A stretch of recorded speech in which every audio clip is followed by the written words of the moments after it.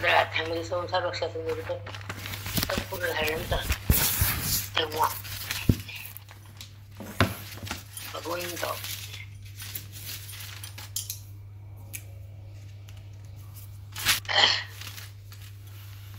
एक वेळ वाचावीस करताना भगवंत विष्णू महावीरचा होता ज्ञानोबा आहे.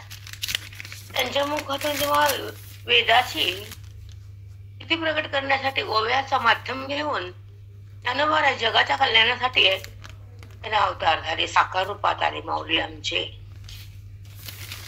कारण जगाचं कल्याण जीवाला ब्रह्मज्ञान आणि अंतःकरणात असलेल्या आत्मत्वाचं भान की जी ज्ञान संप्रदाय ज्ञान आहे, हा मोक्ष आहे.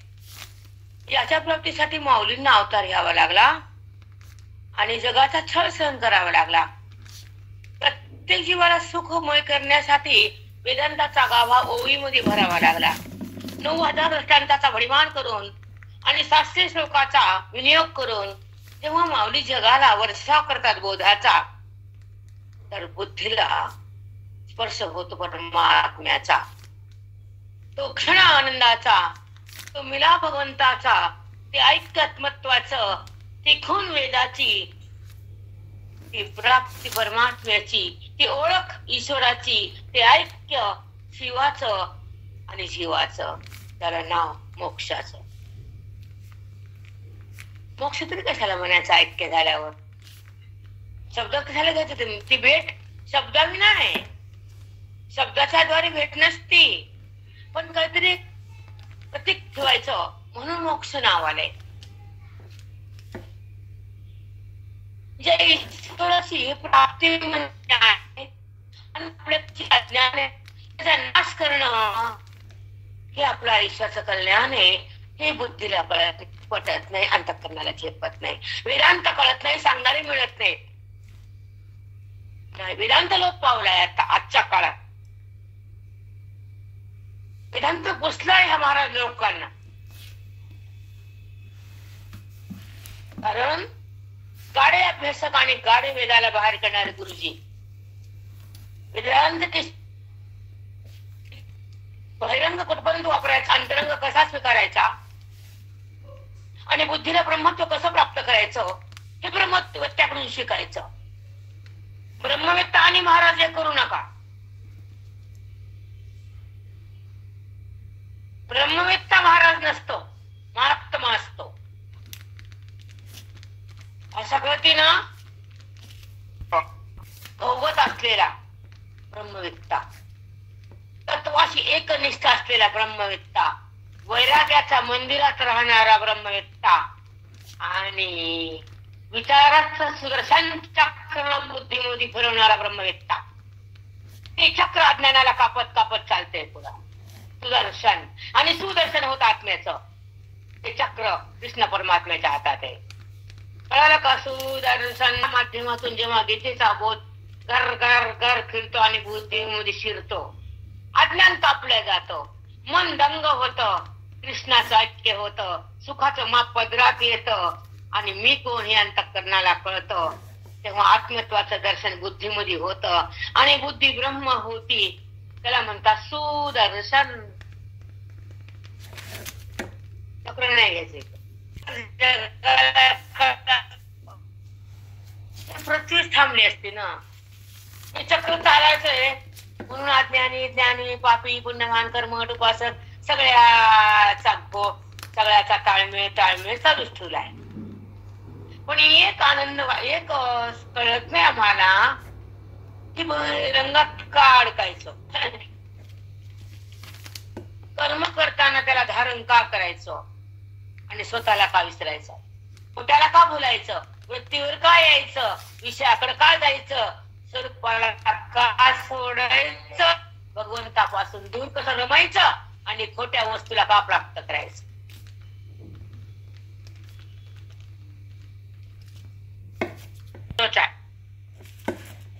कर्माने भेटलेला पाप आणि पुण्य आणि नरक हे खोट आहे आणि यासाठी कर्म करणं हे पण खोट आहे. पुत्राला विसरणं माप पाप आहे. देहाला माझं म्हणणं अति पाप आहे. भगवंताला जाणणं महत्भाग्य आहे. भगवंत होणं पूर्ण भाग्य आहे. बहिरंगत काढायचं हो. बहिरंग काय करतो? ते बहिरंग म्हणजे तीर्थ यात्रा कर्म हे काय, दान धर्म काय धरा तुमचा गोंधळ बिनकामाचा. त्या कर्मानं जेव्हा अंतःकरण स्वच्छ होत आहे, बाकी काही होत नाही. जमिनीचं धसकट काढणं म्हणजे कर्म. आता बीज पेरणं म्हणजे उपासना, आणि त्यांना पाणी घालणं म्हणजे बोध, आणि त्याला फळ येणं म्हणजे मोक्ष. साष्टांग दंडवत माऊली. हे पण कर्म करायचं म्हणतात. इतके पागल असतात नाही, ऐकून पण कळत नाही. कारण दांड बुद्धी असते, अर्धांड. स्वतःच कल्याण ज्ञानात आहे, कर्मात नाही. स्वतःची ओळख वेदात आहे. स्वतःची जी उन्नती आहे, प्रगती आहे, ज्ञानात आहे. आणि प्रतीती परमात्म्याची मोक्षाने.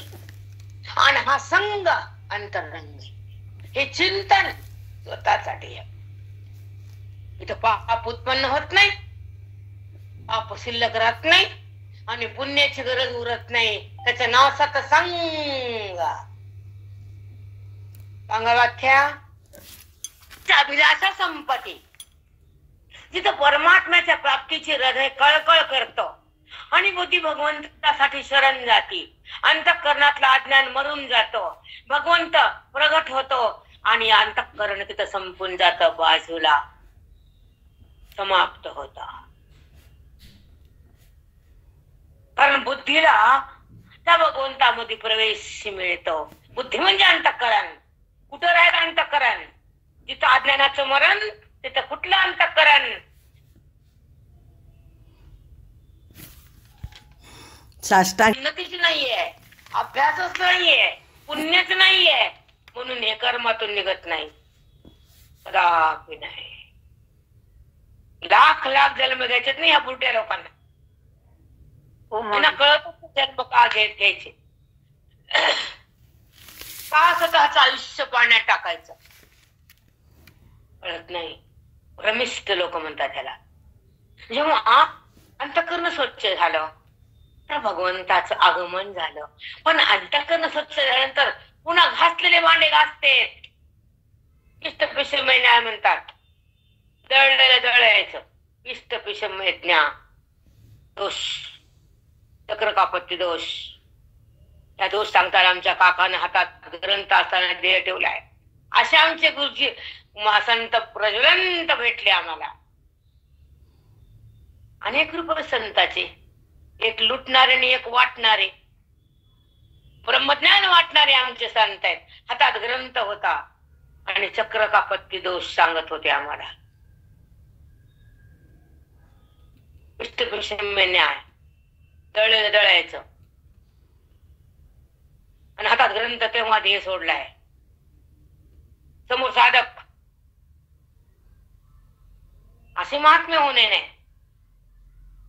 आता तर नाहीच नाही. आसन कुठं तर आम्हाला माहित नाही, आणि आसन त्यांना नमस्कार, कोटी सलाम, त्यांच्या चरणाला, त्यांच्या अंतःकरणाला, त्यांच्या बुद्धीला, प्राणाला नमन.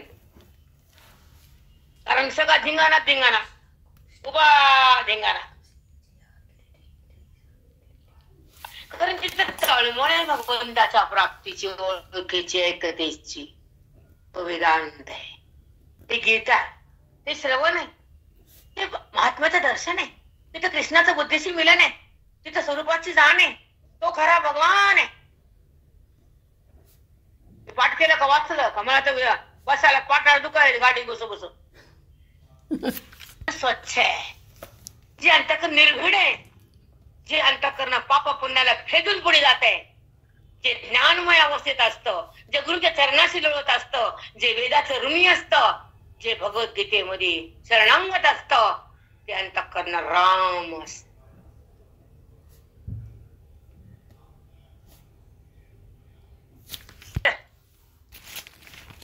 कुणाची भेट न ठेवणार अंतःकरण. देवाला भेटतो तर तुम्ही जगाला भेटतो का आम्ही? अरे तू बी उपाधित आणि मी बी उपाधित. तू मायेच्या उपाधित आला, आम्ही अविद्येमध्ये आलो. फरक काय रे पांडुरंगा बोल. चमक असावी भक्तीची, चमक असावी आणि आवड असावी संताची, वेड असावं अभय भक्तीचं, प्राप्ती असावी स्वरूपाची, ओळख असावी खऱ्या अधिष्ठानाची आणि स्थिती भोगावी आत्मत्वाची. त्याला म्हणावा जीवन ज्ञान गंगेची. ती नौका ज्ञान गंगेची, ती तारून नेते. भगवंता हे रामा प्रभू लल्ला सर्व सांग ना. तू बी उपाधियुक्त आहे, मी बी उपाधियुक्त आहे. मग मला एकता, तू आणि तुझं अधिष्ठान माझं अधिष्ठान एकच आहे. मग मी तू दोन आहेत का रे? नाही ना. तुला ओळखीलं का नाही? गबास गबास. आता मला एकता राहू दे. आता मला भिन्न करू नको. प्राणातून तुला वचन आहे माझा. आता एक राहू दे. तुला ओळखीला देहावर येऊ दे नको, हीच माझी भक्ती आहे. माझ्यामध्ये वासना उत्पन्न होऊ दे नको, हीच माझी भक्ती आहे. आणि तुझी माझी एकता राहू दे, ही माझ्या मनाची तृप्ती आहे. माझं वचन पूर्ण करतो.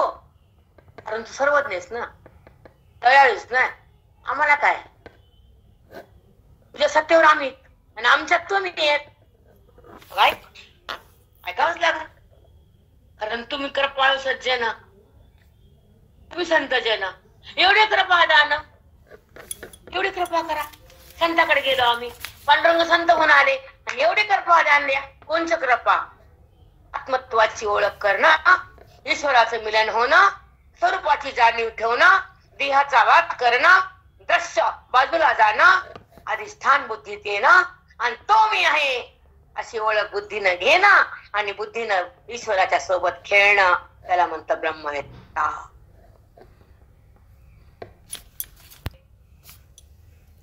ठीक आहे ना. आम्ही कुठं नाही म्हणतो.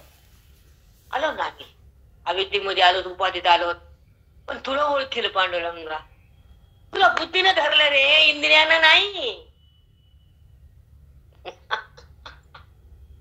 बुद्धीमध्ये बोध दिला संतानं, तुझं दान दिलं वेदानं आणि तुझं ऐक्य केलं मोक्षानं. तुझी प्राप्ती झाली सतसंगानं. तुझं ऐक्य भोगते ते ऐक्या तूच आहेस. आणि तू संताकडे नेलंस की रे पांडुरंगा. सत्संग कोण दिला? तू. संत होऊन कोण आला? तू. श्लोकाचा भावार्थ कुणी पाजला बुद्धीला? तू. हृदयात कोण? तू. समोर कोण? तू. जगात कोण? तू. मग मी माझी काढ, मी काढ, मी पण तू, तू पण मी.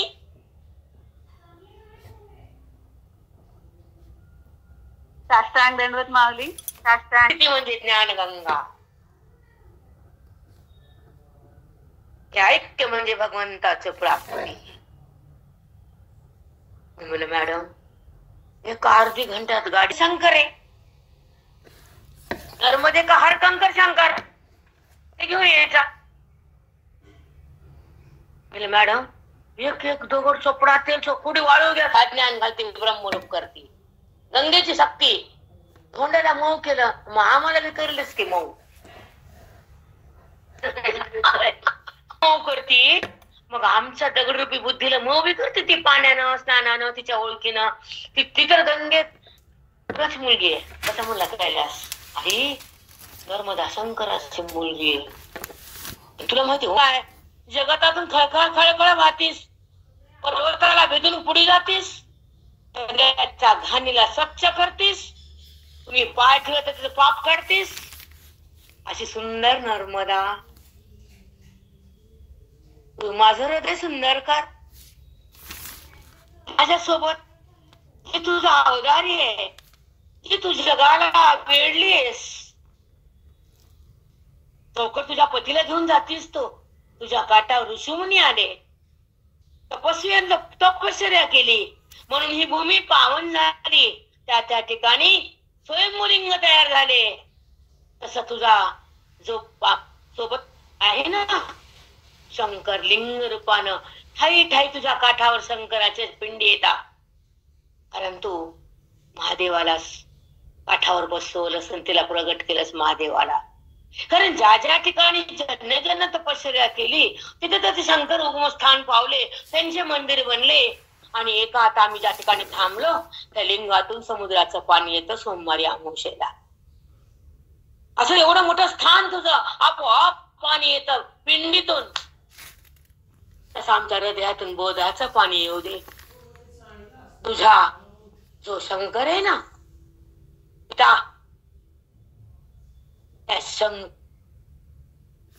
बुद्धीत येऊ दे. शंकर म्हणजे बुद्धीत नसावा शंकर, वेदाचा, वासनेचा, मोहाचा, द्वेषाचा, अहंकाराचा, अंधेय संबंधाचा शंकर नसावा. तो शंकर आहे, ती लिंग आहे. आणि आमच्या हृदयात आत्मलिंग आहे. दोघं एकच आहेत ना. नर्मदे हर, नर्मदे हर, नर्मदे हर.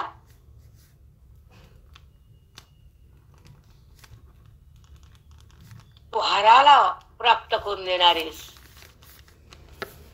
काम क्रोधाला बंद करणारी आदिशक्ती, आदि माता. तुझंच एक रूप नर्मदा आहे, तिथलंच एक रूप गोदावरी आहे, तिथंच एक रूप कावेरी आहे, तिथलंच एक रूप काय ते तापी, गंडकी, काय हे काय का तिचे रूप आहे. तीच आदिशक्ती आहे, तीच गंगा झाली, ती सरस्वती झाली, ती लक्ष्मी झाली. आणि बुद्धी ज्ञान रूपानं भगवंताला प्रगट करण्यासाठी तीच आदिशक्ती माता प्रसन्न झाल्यावर बुद्धीला ब्रह्मपण करते. हे पण लक्षात असू द्या, हे पण कळू द्या. आज बासरच्या वाऱ्या करून झाल्या भरपूर. ती म्हणते माझ्या पतीला भजला तर मी तुम्हाला प्राप्त होईल, नुसती लक्ष्मी मागितलं तर मी रुसून जाईल. पती का भाषा येऊ दे, तिचा पती विना ती येईल का? ऐकली हाकलीचे कांदे. तिचा पती परमात्मा ब्रह्म, तिच्या भोवती मास्त महासिद्ध्या आदिशक्ती. हे तर कळून घ्या ना जरा. मात ते कळेल ना. नाव ठेवायचे, त्याच्या निंदा करायच्या संतांत चांगल्या, लोकांचे टपले भरायचे कट्टो बरा. आमच्या टीका करा, पुण्यवान तुम्ही करा. कलिका आले ना बेटा, असं होणार, असं होणार. चांगल्याला पायाखाली, खोट्याला डोक्याचा वरी. आता तुरी, त्याला डोक्याचा वरी घ्या, हातात तुरी देतो तुझ्या. काय देतो तुला? काय देतो? सांगितले कधी गीतेचे श्लोक? कधी अध्यात्म बुद्धीमध्ये मानून दिला? कधी ज्ञानेश्वराचा एखाद्या तुझ्या हृदयात लावून दिला? तुला वेदाच्या रस्त्यावर तुला आणलं का? नाही ना. गप्पास मग टाकटा करू नको आमच्या समोर. गपची बसायचा. हा, टुकटुक नाही लावायचं आमच्या गुरुजी पुढं. जमतच नाही खेळखंडोबा आमच्या समोर. नाही, तिथं वैराग्याची मशाल आहे, विवेकाचा दीप आहे, मोक्षाचा पाऊस आहे, वेदाची आरास आहे, भक्तीचा विलास आहे आणि ओवीचा प्रसाद आहे. ते आमचे गुरुजी आहेत. टोपले नाही आमच्या गुरुजीपाशी, लक्षात ठेवा. नाही ठेवलं जी आहे. हो माई, त्याला थोडे घालायचे. आमचे पण गुरुजी आहेत. हा समुद्राकडे जायसाठी लगबग लगबग धावते, तरी डोंगर पर्वताला भेदन करते आणि समुद्राला आले की थांबते. तसं बुद्धी भगवंताला ओळखण्यासाठी कष्टातून याच्यातून जाते, अध्ययन होतं. जेव्हा तिचा परमात्मा तिला मिळतो बुद्धीला, तर ती बुद्धीच्या परमात्म्यात विलय पावते, गंगा समुद्रात विलय पावते. हा संगम समोरचा आहे आणि हा संगम आतला आहे. हा संगम भक्तीचा, हा संगम ज्ञानाचा. रामकृष्ण. समुद्राला भेटायची आस आहे तिला, तिथं ती शांत होती. तसं बुद्धीला त्या परमेश्वराला भेटायची आस आहे, इच्छा आहे, प्राणांत तगमग असावी. देह पडायच्या आधी एकता भोगावी, भ्रमाला संपवावं, वेदाला हृदयात घ्यावं, मुक्तीचं सुख भोगावं, विरक्तीमध्ये जगावं, आणि ईश्वराला ओळखून ईश्वर व्हावं ही आस असावी, मनाची प्यास असावी, हृदयात आस असावी, प्राणांत तगमग असावी. मी भगवंताला कधी ओळखाल, भगवंतापाशी बुद्धीचं ऐक्य कधी होईल, इंद्रियाचा बाजूला मी कधी सारल, विकाराला मी बंद कधी करल, अज्ञानाला मी कधी मारल आणि मी केव्हा तरल. त्याला ज्ञानी म्हणते माते कळणं मरुस तर कर्म कर्म मर्थ. त्या कर्म लोकाला बोलत जाऊ नये. आधीच वाया गेले भूतन पुन्हा सांगितलं की नाही आम्हाला हेच करायचं, माते जमण्यात त्याला. त्यांचा जन्म पुन्हा हजार शिल्लक लाख मरून दे, फिरू दे त्यांना. त्याला लाख जन्म घ्यायचे तर पुन्हा दुःख भोगायचे. भोगू द्या ना, मरू द्या ना, आपला काय करायचे. पण सत्संगी लोक कधीही भरकटत नाही, कधीच नाही. कारण त्यांना एक आस असते की भगवंताची प्राप्ती. इथं कर्म धर्म दान होत आयुष्यात करत राहायचं, पण त्याच्या ओळखी विना नाही जगायचं, त्याच्या प्राप्ती विना नाही थांबायचं, त्याच्या ऐक्या विना बुद्धीला नाही सोडायचं आणि त्याला ओळखल्याशिवाय नाही थांबायचं. हे तर करायचंच करायचं, त्याला ना नाही. हे पण एक शक्ती आहे पृथ्वीवर, भक्तीची शक्ती आहे, ज्ञानाची मुक्ती आहे आणि प्रारब्धामध्ये सुखदुःखाची प्राप्ती आहे. समज में आई बात. खेळ खेळताना आणि सुखदुःखाला समोर बघताना भगवंताच्या प्राप्तीला सोडायचं नाही. जेव्हा प्रारब्ध समोर येतं, सुखाने येतं तर दुःखाने येतं. सुखात बी प्रारब्ध असलं तर त्याला सोडायचं नाही आणि दुःखाला त्याने तुडवलं तर त्याला बाजूला सोडायचं नाही. संकटात खूप गरज आहे त्याची, म्हणून दुःख असो समोर प्रारब्धच आहे आमचं, सुख असो प्रारब्ध आहे. काल जिंतूरची बाई म्हणली मला एक, हो ताई, म्हणजे काय आणि म्हणजे तोडू नका. मी तुम्हाला कोण सांगितलं म्हणजे आमच्या महाराजांचं, म्हणजे तुमच्या महाराज तू फॉलो कर. मी नाही भेटले दार बोला, मी भेटलं कोणालाच. मी म्हणलं मी स्त्री नाहीये, तुम्ही तोडायची नसती. मग तू कोण म्हणणार चिपडे. म्हणला माऊलीची आठवण येते, हृदयाला पान लावतो आम्ही, दर्शन घेतो, तिला सोबत घेऊन प्रवास करतो. तुम्ही कस काय तोडली ती लोक काय की म्हणली माहिती लक्ष्मी काय आहे ते. म्हणजे मी ज्ञान लक्ष्मी काय म्हणणं तिची बहीण आली पुन्हा. अध्याय 16 ओवी 205. आणि गंगा शंभूचा माथा पाओनी संकोच जेवी पार्था तेवी मान्यपणे सर्वथा लाजणे जे. लाजणे जे. देवाला भगवंत धन भरायला सांगतात की गंगा केवढी मोठी, तिचं पात्र केवढं भयानक मोठं आहे, पण ती छोटी झाली आणि शंकराच्या जटेमध्ये आली. एवढी विस्तीर्ण सगळ्या जगाला वेडा घातलेली ती छोटी झाली आणि शंकराच्या जटेमध्ये आली. असं भगवंताचे जे स्वरूप व्यापक आहे, त्यांना छोटं आत्मरूप झालं आणि ते बुद्धीला अधिष्ठान झालं. ते मला कळालं आणि बुद्धीला आत्मनिधान भांडवल सापडलं. मन त्याच्याकडे बोधानं आलं, त्याचं ऐक्य देवा तुम्ही करून दिलं. एवढी मोठी गंगा छोटी झाली, भगवंताचं व्यापक रूप एक आत्मपिंडीत आलं. ते आत्मपिंड आमच्या जवळ आहे, त्याला आम्हाला प्राप्त करायचंय. 6वी ओवी. ते हे पुढत पुढती अमानित्व जाण सुमती मागा सांगितले से किती तेची ते बोलो. अर्जुना, तुला मी सांगितलं ना आतापर्यंत ओवीचा भावार्थ अमानित्व ह्याच्या ज्या ओव्या सांगितल्यात, किती सांगू रे.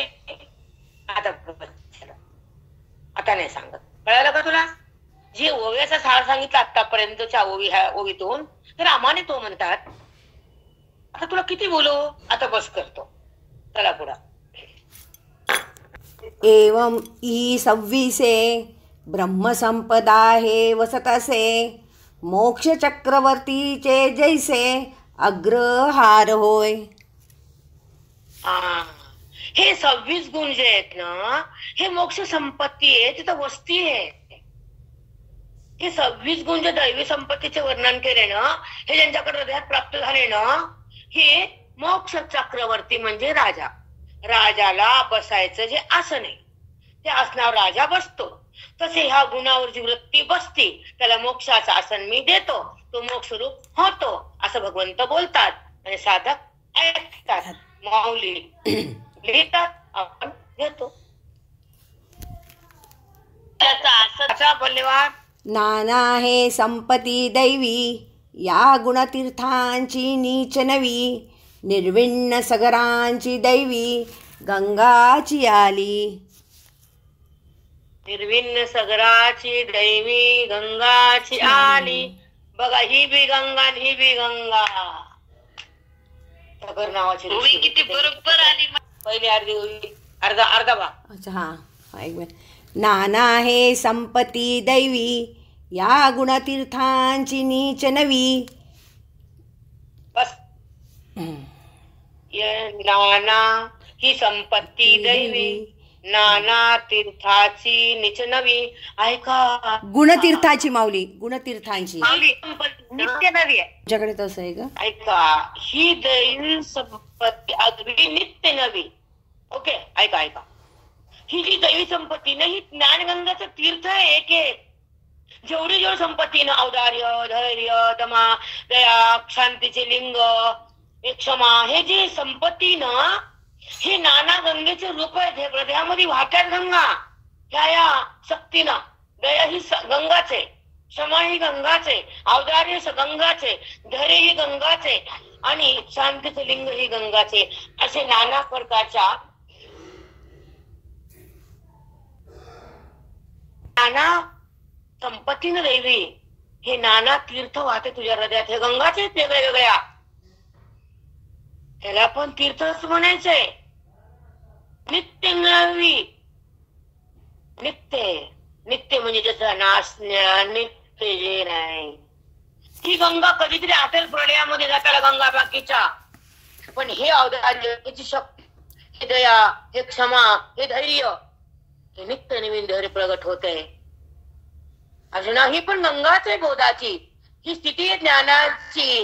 हे तीर्थ हृदयाचं, हे पावन तीर्थ बोधाचं, वेदाचं. त्याला पुढे घ्या अर्धी गोवी. निर्विण्ण सगरांची दैवी गंगाची आली. निर्विण्ण सगराची दैवी गंगाची आली. सगर नावाच्या ऋषीमुने तपस्या करून त्या भागामध्ये जेव्हा गंगा प्रगट केली, तशी ही बोधाची गंगा, वेदाची गंगा ऋषीमुळे हृदयामध्ये उगम झाली आणि बुद्धीला ते तीर्थ प्राप्त झालं आणि ती स्वरूपामध्ये बुद्धी तुडुंब एकरूप झाली. ही पण गंगाच आहे. आपण वेदरूपी गंगाच आहे, गीतरूपी गंगाच आहे, रूपी गंगाच आहे, दैवी संपत्ती गंगाच आहे. हे हृदयात तुझ्या वाहू दे, तुझं अज्ञान जाऊ दे, तुला ब्रह्मभाव होऊ, तू ब्रह्मभावात येऊ दे. त्या गंगेनं बुद्धी ब्रह्मभावात येते. ह्या पण नाना रूपाच्या गंगा तुझ्या हृदयात व्हायला ही दैवी संपत्तीच्या गंगा आहेत. तर माणूस क्षमा होते, हे कळालं माणूस दया करते, हे कळालं माणूस आतुरपणा टाकते, हे कळालं माणूस शांत होते, हे कळालं त्या बोधानं मन ईश्वराला मिळालं. पण आपण वाचतो, दांभिकता करतो, आसुरी टाकत नाहीत, क्षमा करत नाहीत, आपला स्वभाव सोडत नाहीत, आपल्याला परिवर्तन दिसत नाही. तुम्हाला लोक परमार्थाला बोलल्याशिवाय राहत नाहीत आणि तुम्हाला खेटर खावं लागतं. तुम्ही बदला, तुम्हाला खेटर कोणी मारत नाही, तुम्ही बदलत नाही. तुमचा व्यवहार बघून तुमच्या लोकांना खेटर खावं लागते. एक परमार्थी जर खराब असला तर या परमार्थ्याला दोष येत असतो. हो माऊली, अगदी. तुम्ही कोडगे तसेच निष्ठुर आहेत. दया नाही, क्षमा नाही, कुणाला प्रेम नाही, कुणासाठी जाऊन धडपड करणं नाही, कुणासाठी कामाला उपयोग नाही, कुणाला ध्येय जिंकत नाहीत, काहीच करत नाहीत. आपण दुसऱ्यासाठी शरीर वापरत नाहीत. कोडगेच्या कोडगे असे आपण बनलो होतो. म्हणून परमार्थाचे चिन्ह नाहीत आपल्याकडे. थोडंफार पुण्य होईल, मुक्ती नाही. मुक्ती नाही. स्वर्गात जाताल, पुन्हा तुम्ही हाकलते, तुम्हाला खाली येताल नरकात, पुन्हा हे मृत्यूमध्ये येताल. मृत्यू लोकात यावंच लागते. ज्ञान नाही झाल्या मृत्यू लोक काय माते दगड काय. त्याला वाचा पुढची गोष्ट. एक मिनिट. जेव्हा कर्णाला मारलं, अश्वत्थामाला मारलं, द्रोणाचार्याचं मुंडक कापलं, भगवंत रडले. कर्णापासून रडले भगवंता. तू एवढा उदार होता पण तुला मारावं लागलं. ईश्वरापाशी पण दया आहे. त्यानं कर्म केलं, मारलंच त्यांना, पण त्यांच्यासाठी पण दया असू द्या.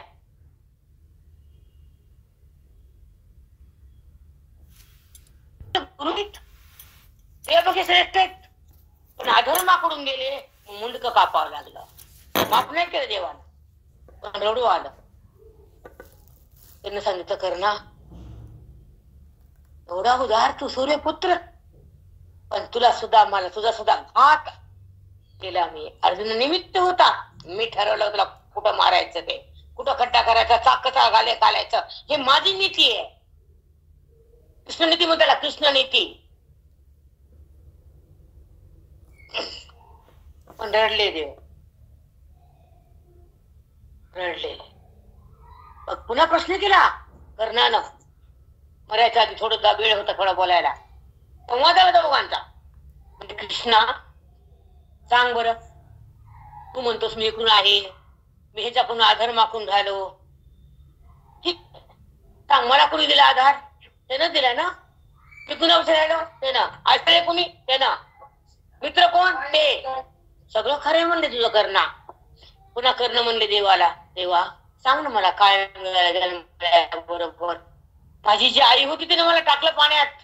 आई माहित नाही, पिता माहित नाही, सगळ्या जगानं सारखे म्हणून छळलं, मी सहन केलं. नंतर युद्धाच्या वेळेस मी हार घाललो, द्रौपदीला बाण उचलला. तिने म्हणले, ए सूतपुत्र बाण ठेव खाली. तिथं मी बाण टाकला खाली. हर क्षणी हर वेळेस माझा सहन. अरे तर ना, तुला सोडलं पाण्यात, मला पण सोडलं ना माझ्या माता पित्यानं. सांग ना, मला पण सोडावं लागलं माता पित्याला. मी गोकुळ सोडलं, मी माझा नंद बाबा सोडला, मी माझी यशोदा सोडली, माझं आवडतं गोकुळ सोडलं, माझे सवंगडी सोडले. तू तर एकच सोडलं रे माय बाप. तू तर अनेक सोडले. मला दुःख होत नाही? सांग. मला मारण्याचं कारस्थान केलं, तुला कारस्थान कोणी केलं? नाही ना. तुझ्यापेक्षा मी दुःख जास्त सहन केलंय. तू का मला विचारतो मला असं का?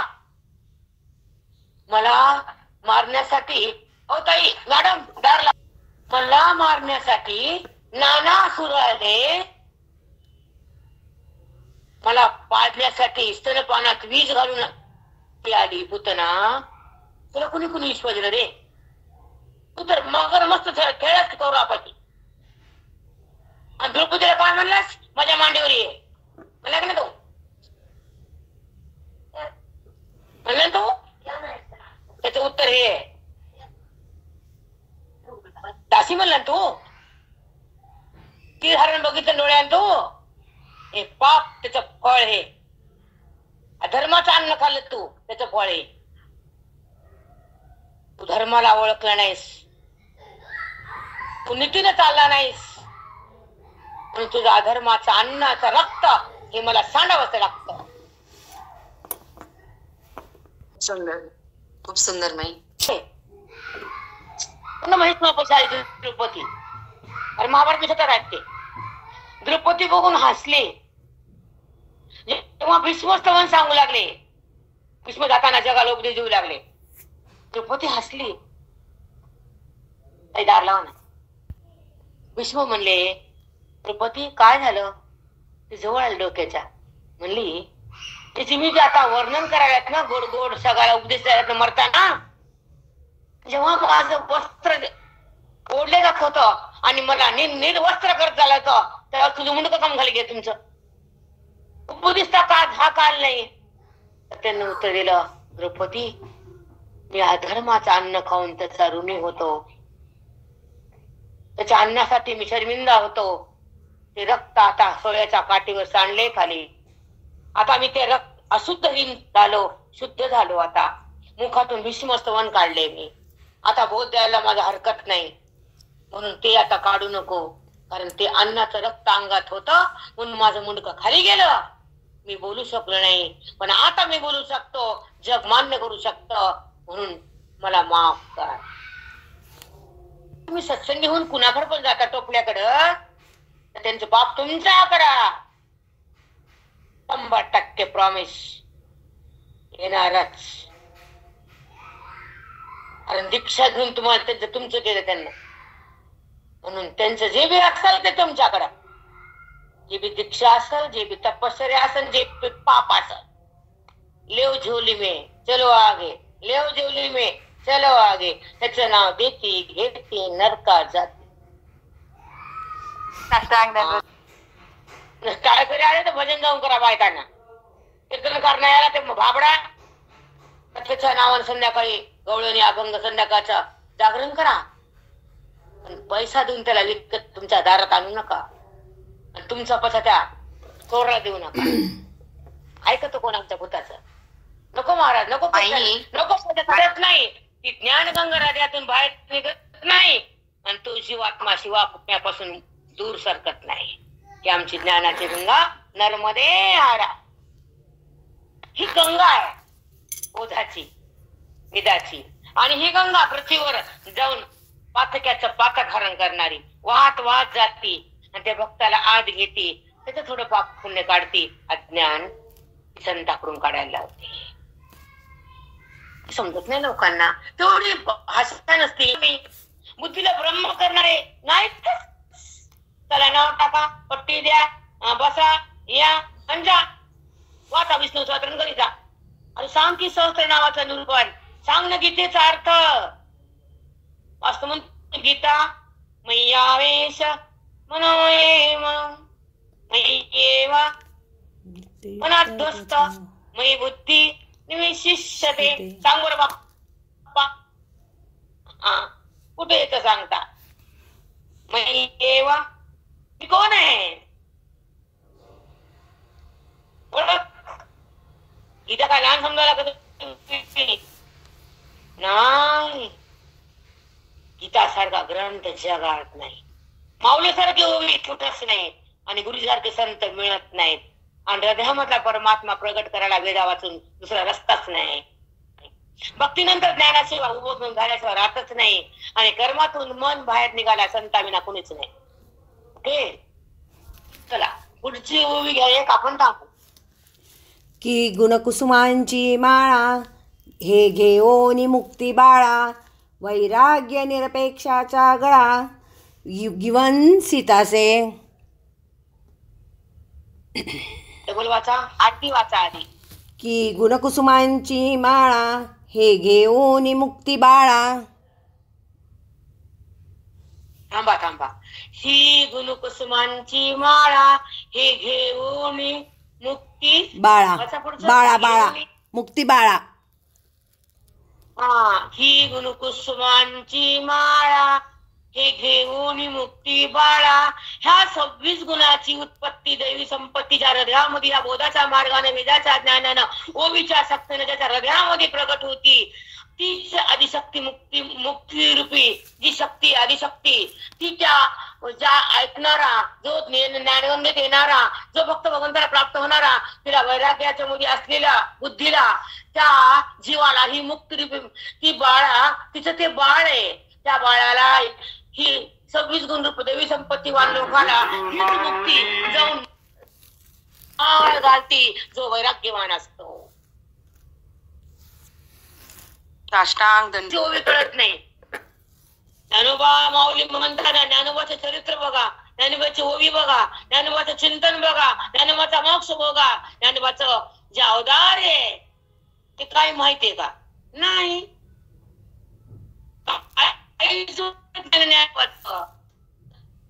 भजन आहे ज्ञानोबा माऊली तुकाराम. पण ज्ञान म्हणजे काय? माऊली म्हणजे ओवी म्हणजे काय?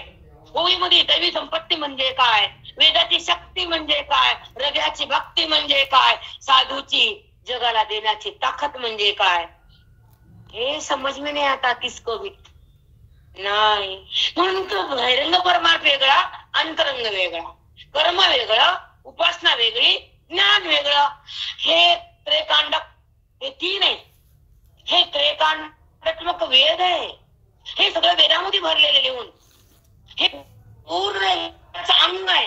ह्याच्यामध्ये कर्म सांगितलंय.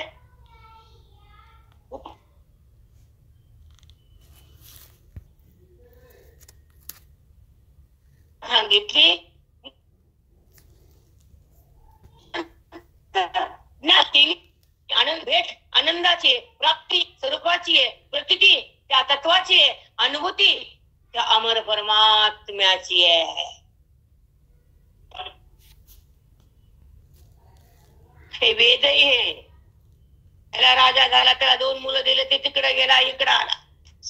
हे बहिरंग नाहीये, इथं अंतरंगत आहे, इथं मोक्ष, इथं वेद आहे, इथं ज्ञान आहे, इथं शेवटची खून म्हणजे परमार्थाची कळस आहे. ह्याला परमार्थ म्हणतात बेटा, चरम अवस्था म्हणतात. तिथं गीतेचं निरूपण ओवीत आलं आणि ओवीचं ज्ञान माऊलीने दिलं आणि ते हृदयामध्ये थांबलं, हृदय राम बनला. चला थांबूया. हो माऊली, हो हो माऊली, चालेल. माऊली खूप सुंदर साष्टांग ज्ञानदेव तुकाराम का उठता चिंतन